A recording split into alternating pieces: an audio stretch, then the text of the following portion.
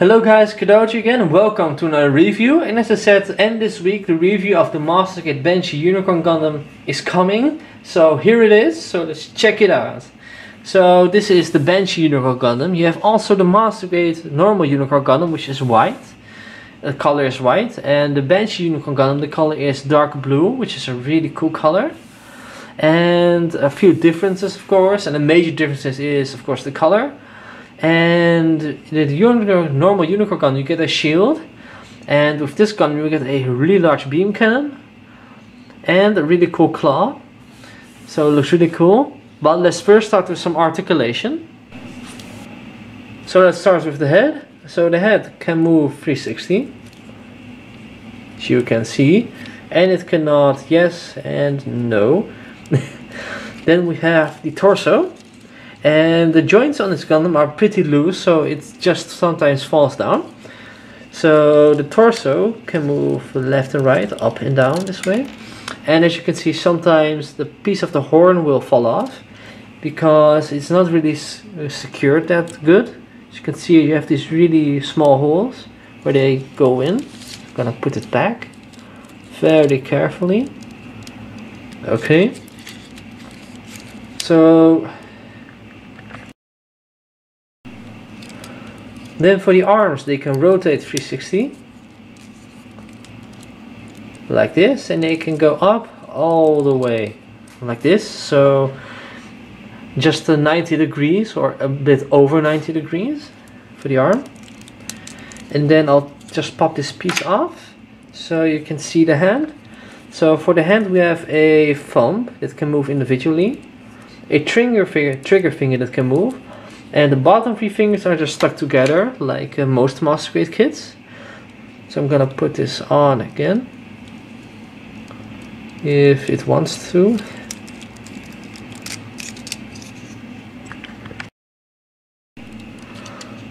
Then for the skirt, these skirt pieces can move up all the way like this.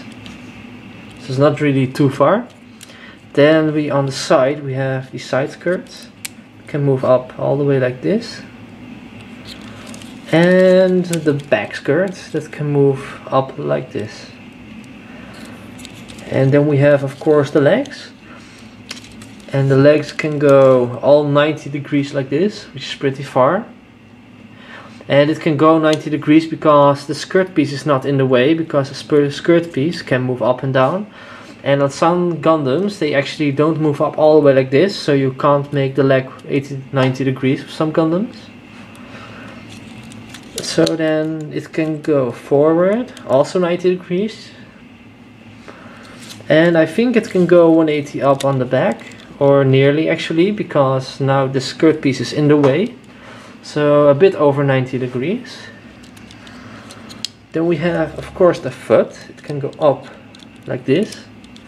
And it can just, it's on a ball joint, so it can just move like this. So that is for articulation on the skirt, the chest, the head, the legs and the feet. And it looks really cool, I must say. And for articulation it's pretty cool, except that if you actually want to pull the leg on the back of the gun, it can go a bit over 90 degrees because the skirt's in the way, the back skirt. So, and what I also must notice, actually at least I didn't figure it out, the horn is actually not right on this kit, now on my Gundam, because this little piece here has to be inserted into the horn itself. And I didn't manage to do that because it just stuck. So if I just want to, here, if you can see, if I just want to put it together, it just pops off again, as you can see, or the whole piece pops off like this. So, and I just broke my horn piece, but I got really cool plastic glue, so I'm gonna put it on after I've reviewed this Gundam. So no worries, no worries.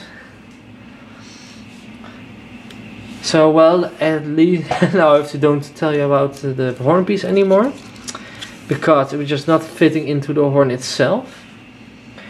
And for the rest, the joints on this Gundam, if you compare it to the normal unicorn, are really loose. So the legs are really wobbly, as you can see here, really wobbly, and the joints are just very loose in this Gundam.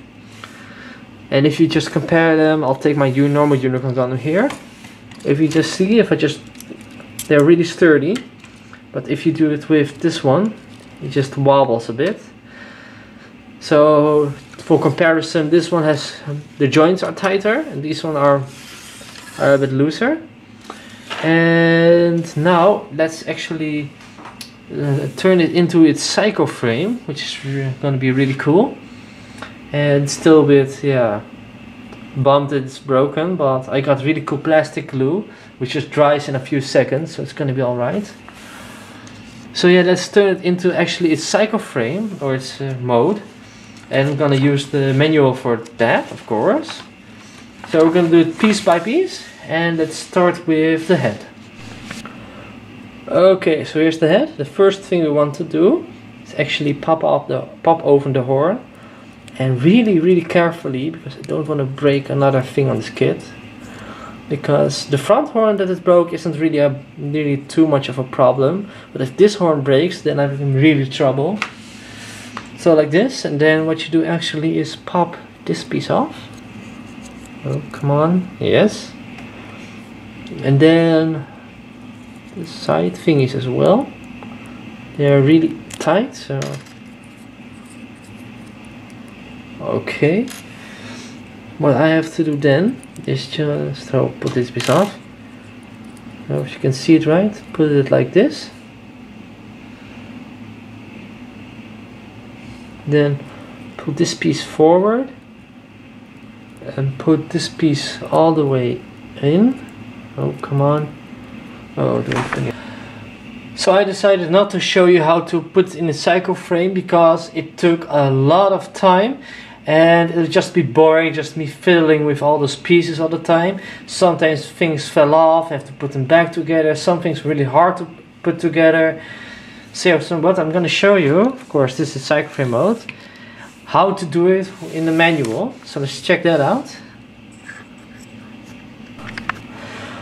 So here we have the manual. So you start taking apart these pieces, so the legs and the head and the backpack, you take them apart. Then what you do is actually pull on the arms here, these little pieces, and these will slide out. And then the orangey parts appear in a psycho frame. Then you just pull this backwards and these two up, and then you have the torso psycho frame. And then with the head, you just actually pop open the horn first, then take the side pieces off and part of the horn. You just open the head all the way, then put the chin in, and then put here the head back again. And then you just pull these side pieces on and part of the horn, open the horn and then put them back together. That's for the head. Then you take the arm pieces, so you actually extend all the beam cannon all the way, like this. And for the claw it goes the same, just open the claw, pull some pieces and the orangey parts will appear. And I had a lot of trouble with these shoulders because you have to pull some things out which are really sturdy, so I have to pull really hard. But eventually I got it right. And then we're not done yet with psycho frame, how to actually transform it.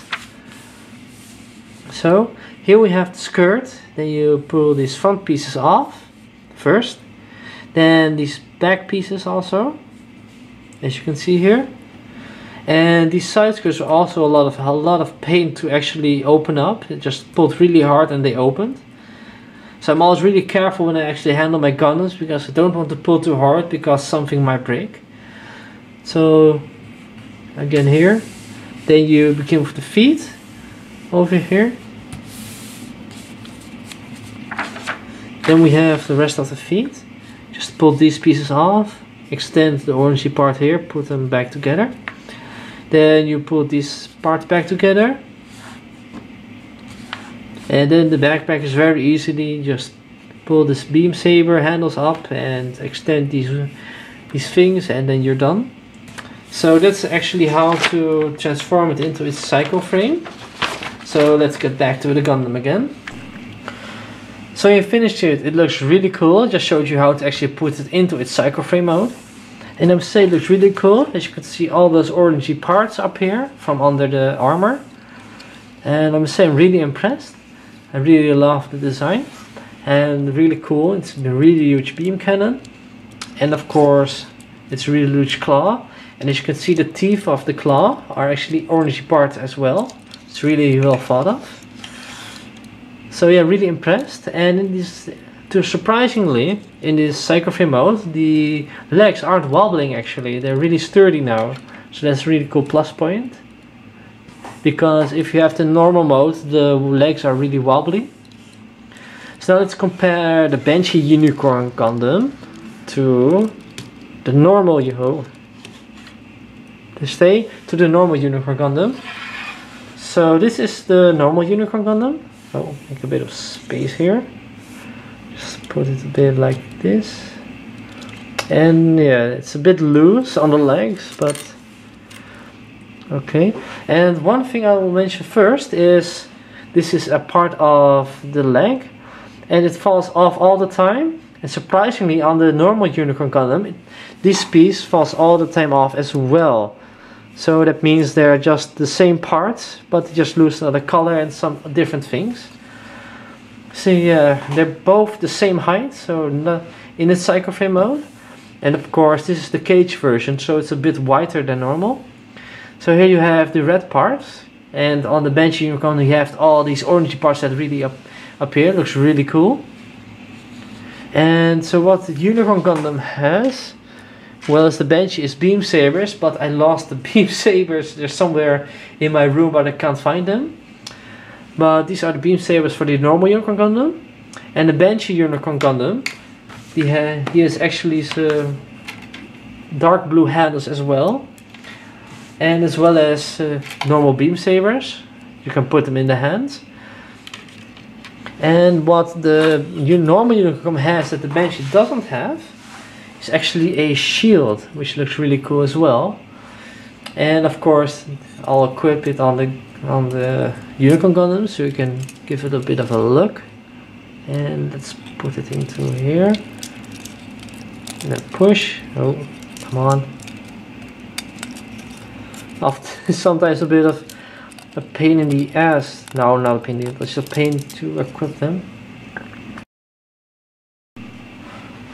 So if you compare them actually, so Unicorn has two beam sabers, and the Banshee Gundam has two beam sabers as well. I lost them; they're somewhere in my room, but okay.